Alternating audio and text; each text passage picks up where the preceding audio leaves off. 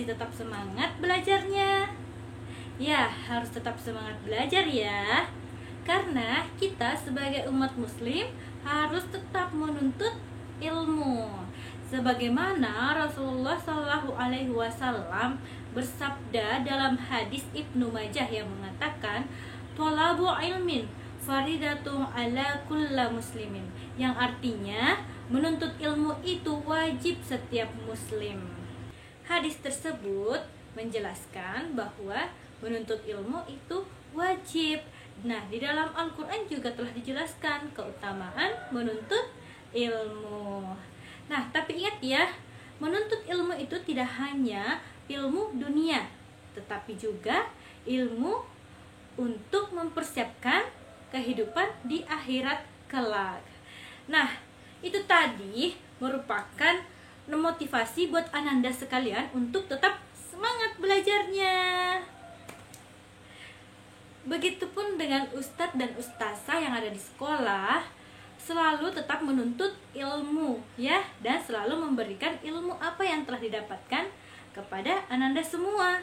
Nah, sebelum belajar, marilah kita berdoa dulu ya, agar supaya apa yang kita dapatkan dapat bermanfaat di kemudian hari. Angkat kedua tangannya, kemudian tundukkan pandangan sejenak. Doa sebelum belajar. Bismillahirrohmanirrohim. Rabbi zidni ilma warzuqni fahma.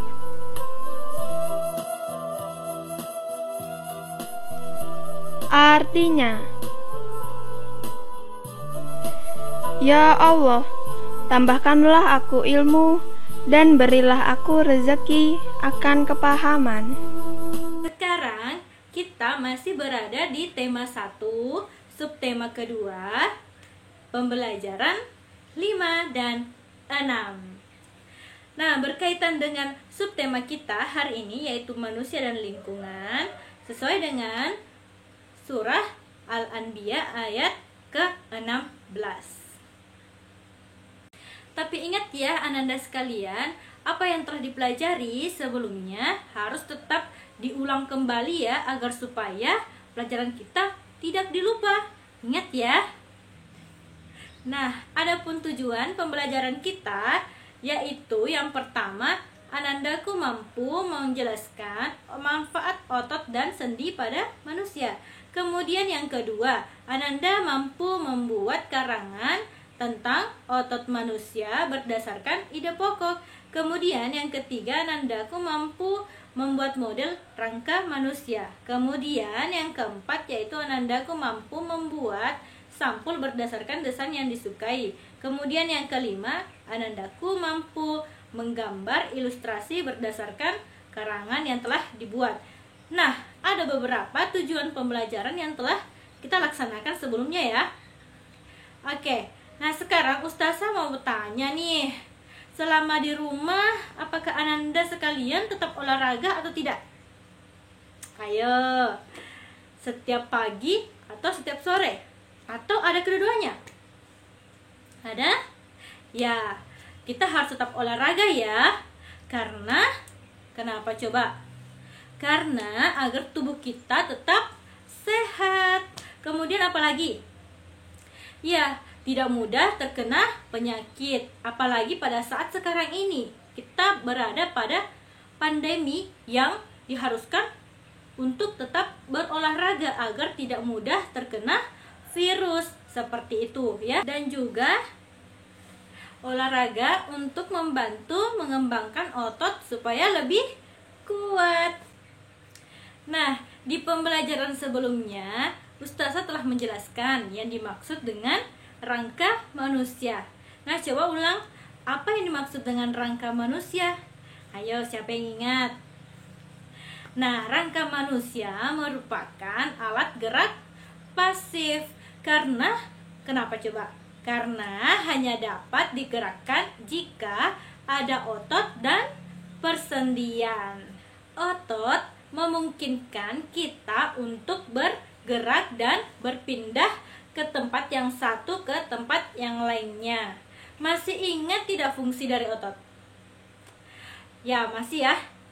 Ya, otot adalah sebuah jaringan dalam tubuh manusia dan hewan yang berfungsi sebagai alat gerak aktif. Ya, masih ingat ya? Otot itu sebagai alat gerak aktif. Kemudian kalau tulang sebagai alat gerak pasif. Masih ingat ya? Ya, otot memiliki kemampuan untuk berkontraksi. Otot memendek saat berkontraksi dan memanjang saat relaksasi. Jika otot berkontraksi, maka tulang akan terangkat. Kemudian begitu pun sebaliknya, jika sedang berelaksasi, tulang kembali ke tempat awalnya. Seperti itu ya, antara otot dan tulang. Ada hubungan antara otot dan tulang. Begitupun dengan persendian. Oke, sekarang sudah paham ya yang dimaksud dengan otot dan tulang serta fungsinya.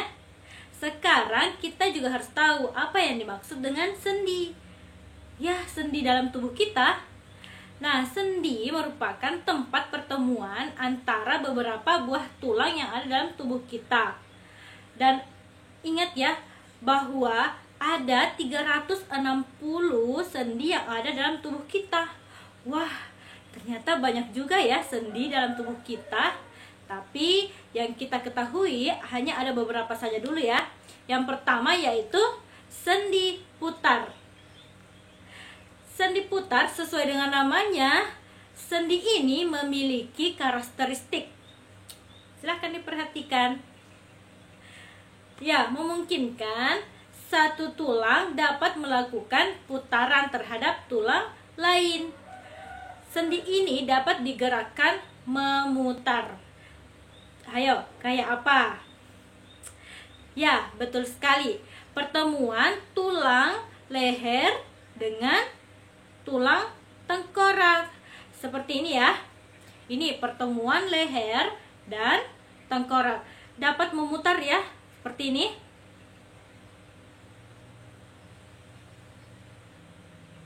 Coba kita gerakan sama-sama. Sudah dicoba di rumah? Ya, sendi inilah yang membuat kepala kita bisa berputar. Bedakan dengan kepala burung yang hanya bisa menengok ke kanan dan ke kiri. Apalagi ikannya hanya bisa melirik ke kiri dan ke kanan. Ya, sudah paham ya yang dimaksud dengan sendi putar dan bagaimana contohnya?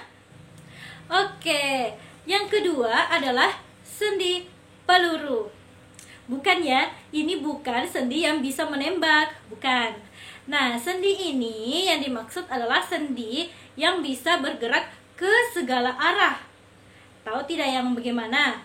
Dan bentuknya itu mirip dengan bola. Tulangnya itu berbentuk mangkuk.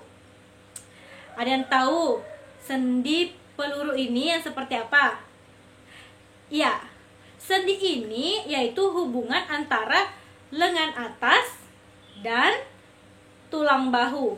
Mungkin bisa diperhatikan ya dan coba di rumah. Ini bisa memutar ke segala arah. Seperti ini. Bisa memutar ya ke segala arah, bisa ke depan, bisa ke belakang. Sudah paham sampai di sini? Selanjutnya, yang ketiga, yaitu sendi engsel.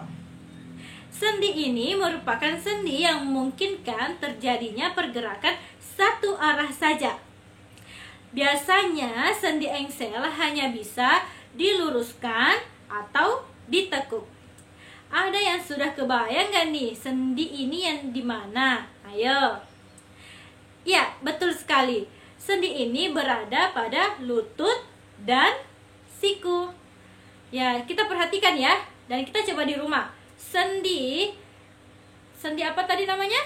Sendi engsel. Nah, sendi engsel ini berada pada tulang lengan bawah dan tulang lengan atas yang hanya bisa diluruskan dan bisa ditekuk.